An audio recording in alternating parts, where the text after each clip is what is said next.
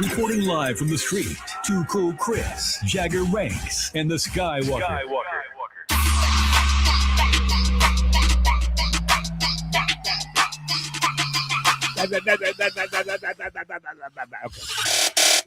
Okay. 8 o'clock in the morning. 8 o'clock. Traffic looking a little bit screwed up. This screw rush. Yesterday afternoon was terrible. Terrible. Yeah. Gotta blame the picnic, man. Listen, I was supposed to get up in the airport for like around 6 somebody. I left home around 3:30 because I know the traffic going on there. Blow. Yeah, blow.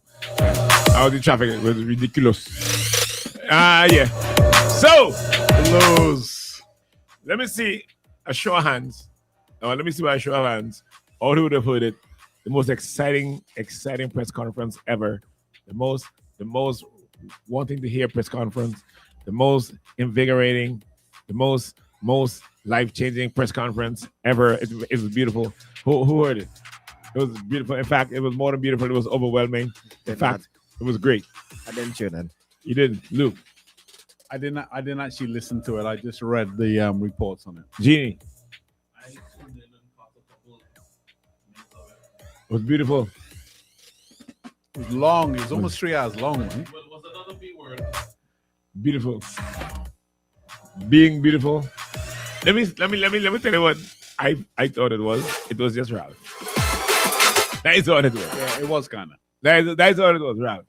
Same as the last one that you would have had. And this one here is more so because it was hypocrite. Real hypocrite. I didn't plan to tune into it. But remember when you called me. I think you're a secret fan. Yeah, Carla, the stupid is he talking. When you call me and I told you if you hear what this man's saying, I just turned because I said, all right, let me he's going to say something different. A fat chance of that. When I tell you hypocrite on point, you're saying in parts of your whatever, I wouldn't call that press conference. That is a waste of people's time. You shouldn't recall. Yeah, if it's a waste of why did you listen? Because you want to hear the stupid. Because so then you can't. There's something. It's a waste of time. It's something about the stupid that doesn't intrigue you. There's something about this stupid. I am intrigued by stupid. I can't buy that. Then you don't buy. If you are saying that you shouldn't recall the consul generals because they are nation builders and they work hard for country.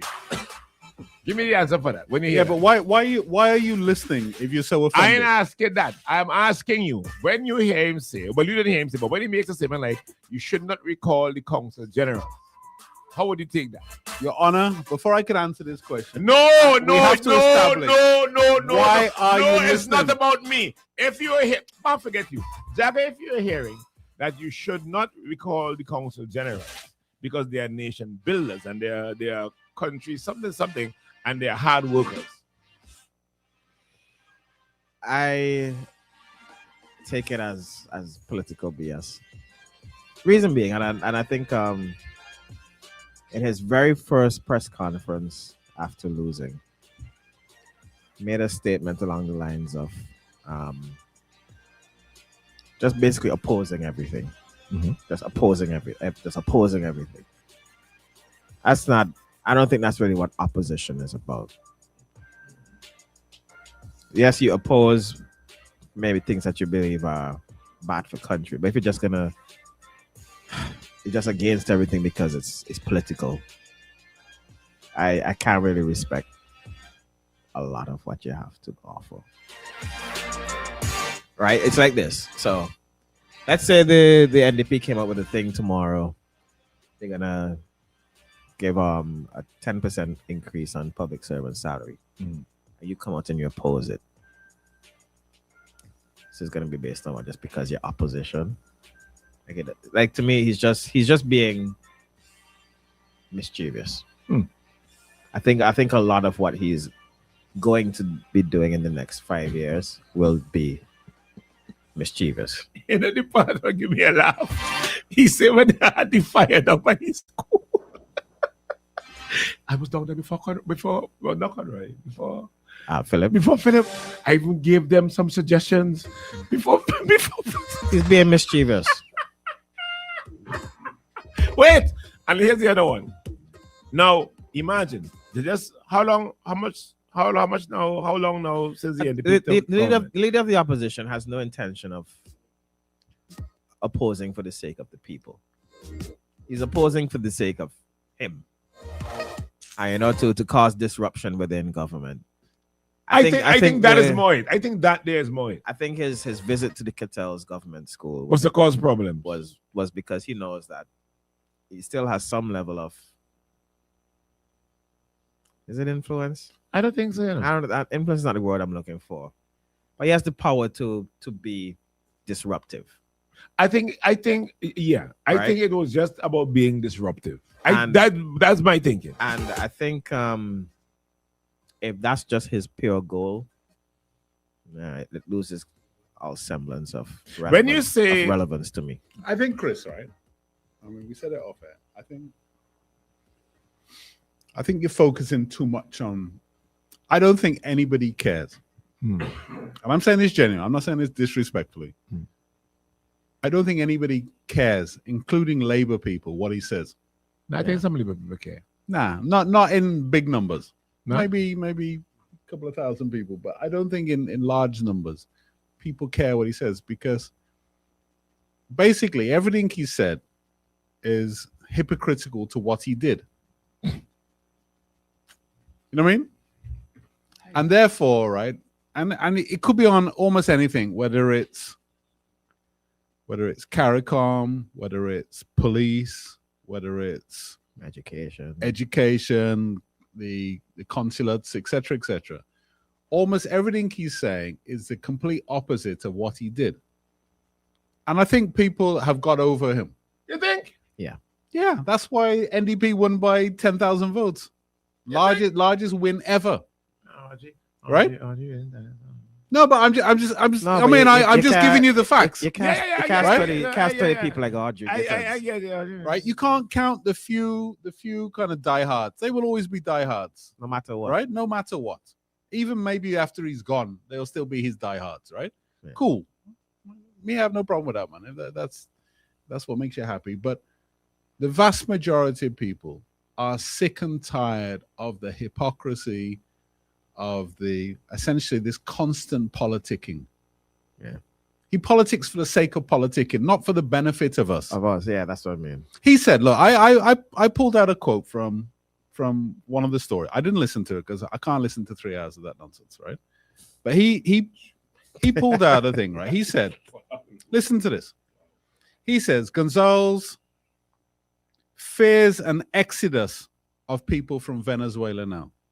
8 million people have left in the last 10 years. Yeah. The largest single migration in the world's history. Not 800. 8 million, something like a quarter of the total population. You are late to the exodus. And he's saying that he fears an exodus.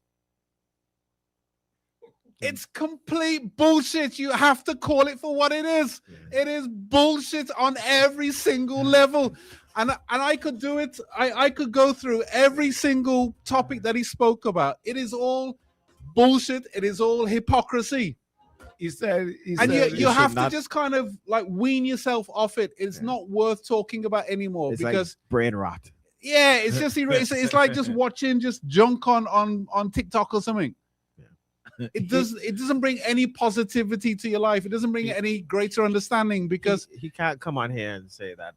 It's all opposite of what he did when in power. You shouldn't make the police force political. He said, my friend, dude, you did that 25 years ago. You're the blueprint. He said, I mean, and you know what scares me in this is that I like him. Huh? I actually like him. I think he has some traits in him that I think are interesting, fun.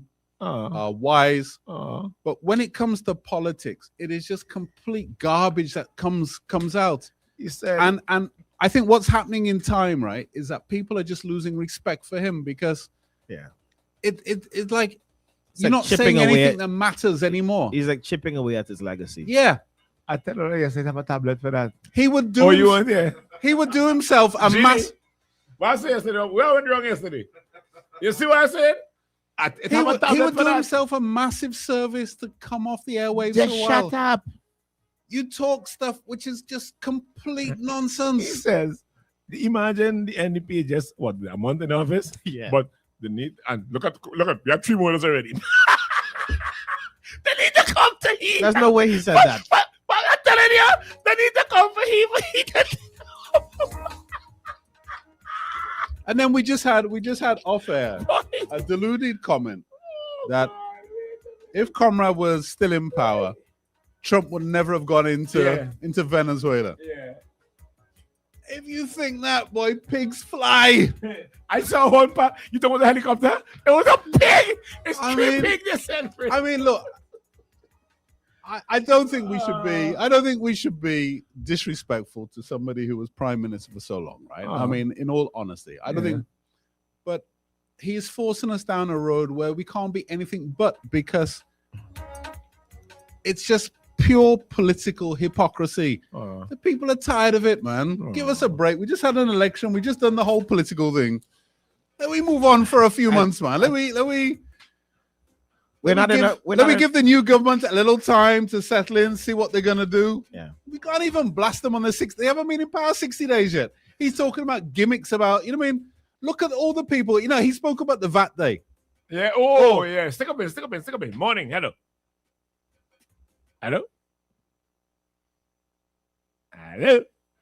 He spoke about the VAT day like we didn't see thousands of people in Kingstown enjoying it. The what? Millions of dollars circulated that day. Yes. As God. I haven't met a business person yet that didn't like it. I haven't met a consumer yet that didn't like it. Hey, they didn't like right? it. Hey. Why would we knock something that we all saw with our own eyes? Because he's. I went back and bought something and wasn't back there, right? But I saw the price and I had a heart attack. I was like, I picked up a little ago. Right. Morning. Hello? Hello. Chris, is that your fault? It's not my fault. Everything they normal. Because they do over the phone not my fault. the cold catch to the. No, start over again. I say, you know, you get English people, them old English people, when they do come back a yard, the cold catch to the head of the standing sitting. That's what I'm going to get on right about now. If you understand things. You see the difference with politics right now? Look, this thing going on with Venezuela. Who come and talk? You understand? Who come and present something to us? Is Van Blue. If it was in Ralph Gonsalves situation, I Ralph alone not take all the time. You know, and like you said, you know, this is where he's pushing people now to have this disdain for you. But listen. In the last election, you saw it. People, I don't even think it was a rejection of Carlos and of Sabi, and There's some of that. there's some of it, but a lot of it was Ralph Gonsalves. We've just had enough of you. That's it. And I know it must be galling to be the recipient of that kind of reaction, right? But you just have to deal with it. I told you, you know. You see it with athletes when they get to the end of the career. They just And don't know when to They step just away. don't know when Jagger. to stop. Yesterday in your absence, Why do you keep pointing that out? I said because you're becoming a 3.5 day a week. I said in your absence yesterday, I said to Lou and Jeannie, our learned colleague over there, there's a tablet for this. What Jeannie, is it? the name of the tablet is what? The same one you give your dog. The same one, and Jeannie give it down. Oh, the melatonin. The Melatonin. Yeah, somebody needs to sit down and tell him, hey, it's going to No, be but alright. Listen, man, there has to be somebody close enough to him I told them that yesterday. to say, look, This is not it. yeah, told Like them that there yesterday. is way too much information. Getting information is so easy now that we could literally, in a couple of minutes, pull up the clip where you said the complete opposite. Yeah.